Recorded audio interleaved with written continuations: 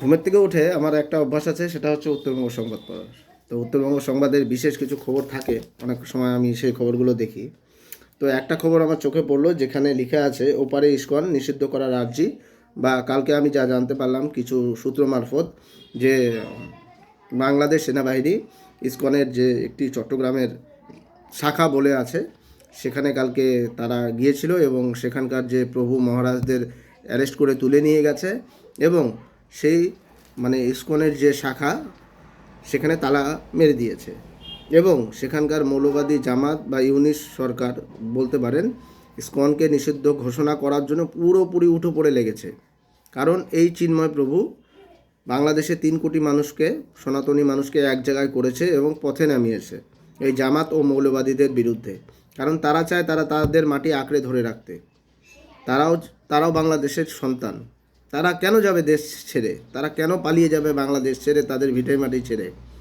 সেজন্যই চিন্ময় প্রভু তাদেরকে পথে নামিয়েছিলেন। কিন্তু এই চিন্ময় প্রভু এখন কোনো না কোনোভাবে ইউনুসের চোখে কাঁটা হয়ে দাঁড়িয়ে আছে। তো যে খবরটি উত্তরবঙ্গ সংবাদে আছে তার সম্বন্ধে কিছু ডিটেলস আপনাকে আমি বলি। চিন্ময় কৃষ্ণ দাস ব্রহ্মচারী গ্রেপ্তারির পর ইসকন সম্পর্কে আরও কড়া অবস্থান নিচ্ছে বাংলাদেশ সরকার। নিছক ধর্মীয় সংগঠনের বদলে ইসকনকে মৌলবাদী তকমা দেওয়া হলো মোহাম্মদ ইউনুসের মূল কাজ।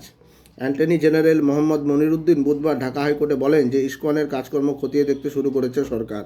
ভাবা যায় যে ইসকন বাংলাদেশের বন্যার সময়, বাংলাদেশে করোনার সময় লক্ষ লক্ষ মানুষকে খাইয়েছে, কাপড় অন্ন বস্ত্র দান করেছে, সেই জামাত মৌলবাদী সংগঠন বলছে ইসকন নাকি তাদের চোখে জঙ্গি সংগঠন। ভাবা যায়, যাদের নাম শুনলে এয়ারপোর্টে দাঁড় করিয়ে পুরো কাপড় খুলে চেক করে, আমি বলতে চাচ্ছি না বিশেষভাবে, কিন্তু তারা নাকি বলছে যে ইসকন নাকি জঙ্গি সংগঠন।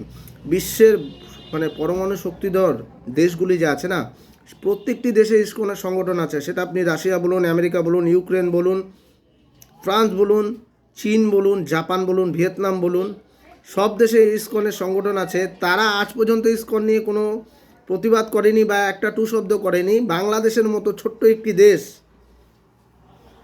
একটি দেশ তারা নাকি বলছে যে ইসকন জঙ্গি সংগঠন। ভাবা যায়। আচ্ছা, হিন্দু সংগঠনটিকে বাংলাদেশে নিষিদ্ধ করার আর্জিতে বুধবার একটি মামলা গ্রহণ করেছে ঢাকা হাইকোর্ট।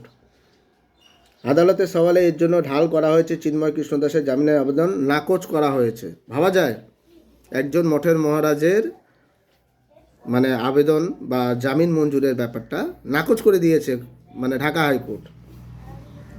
তো আগামী দিনে বুঝতেই পারছেন যে বাংলাদেশে সনাতনী হিন্দুদের পরিস্থিতিটা কি হতে পারে।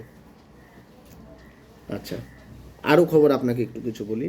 সংঘর্ষের সময় আইনজীবী সৈফুল ইসলামের মৃত্যুকে মনিরুজ্জ্বল নামে একজন আইনজীবী হাইকোর্টে জানান সৈফুলকে কুপিয়ে খুন করা হয়েছে, সেই জন্য তিনি চিন্ময় কৃষ্ণ দাসের অনুগামীদের দায়ী করছেন। যে চিন্ময় কৃষ্ণ দাসের হয়ে যে একজন মুসলিম অ্যাডভোকেট তার সহজে তাকে ছাড়ানোর জন্য যে কোর্টে সওয়াল জবাব করে চিন্ময় দাসের সাহায্য করতেন, তাকে জামাত শিবির কুপিয়ে মেরেছে। এটা তো সত্যি, আমরা অনেক নিউজ চ্যানেলও দেখেছি। কিন্তু তার হত্যার দায় চিন্ময় দাস স্বামীর উপরে চাপানো হচ্ছে।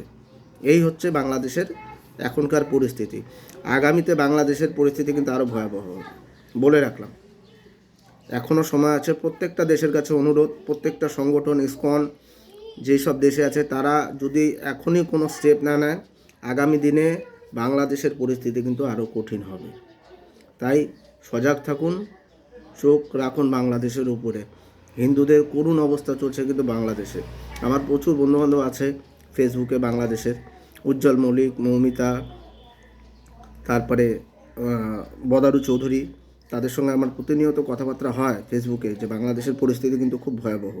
কিছুদিন আগে চট্টগ্রামের এক নমশূদ্র বস্তিতে মা মনসা মন্দির তারা জ্বালিয়ে দিয়েছে, সেখানকার জামাত শিবির।